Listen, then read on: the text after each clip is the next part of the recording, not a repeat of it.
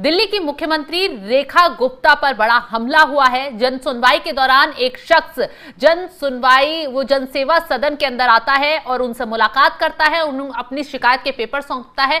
जिस दौरान रेखा गुप्ता उसके पेपर पकड़ रही होती हैं, तभी यह शख्स उनका हाथ पकड़कर खींचता है और जोरदार थप्पड़ मार देता है। रिपोर्ट के हवाले से यह बात निकलकर सामने आई है कि शख्स ने उनको खींचकर इस तरीके से थप्पड़ मारने की कोशिश की कि रेखा गुप्ता बचाव में गिर गई, उनके सर में हल्की चोटें आई हैं, जिसके बाद उन्हें अस्पताल में ले जाया गया है।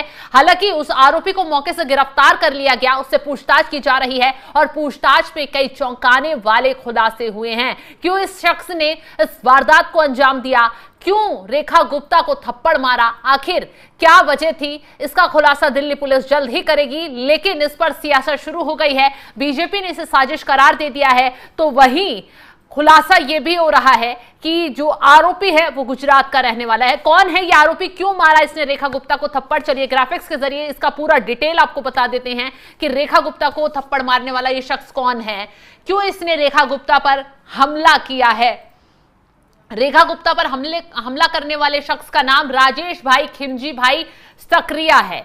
और सबसे बड़ी बात तो है, राजेश भाई खिमजी गुजरात के राजकोट का रहने वाला बताया जा रहा है। मूल रूप से गुजरात के राजकोट का रहने वाला है। राजेश भाई खिमजी की उम्र 41 साल लगभग बताई जा रही है और रिपोर्ट के मुताबिक कहा जा रहा है कि वो अपने एक रिश्तेदार की रिहाई के मांग को लेकर आया था, जो जेल में है, और इस शिकायत को लेकर वो रेखा गुप्ता के पास पहुंचा था। लेकिन दूसरी तरफ इसके परिवार वालों का यह भी कहना है कि ये डॉग लवर था। जिस तरीके से सुप्रीम कोर्ट का फैसला आया कि दिल्ली एनसीआर या तमाम इलाकों से सड़कों पर घूमने वाले आवारा कुत्तों को हटाकर किसी शेल्टर होम में रखा जाएगा या यहां से अलग कर दिया जाएगा, तो उसको लेकर ये परेशान था और काफी नाराज भी चल रहा था, जिसकी वजह से इसने हो सकता है इस वारदात को अंजाम दिया होगा।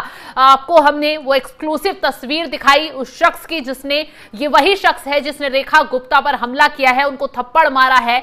और सूत्रों के मुताबिक शख्स का कोई परिजन जेल में है, उसको छुड़वाने के लिए अर्जी लेकर आया था।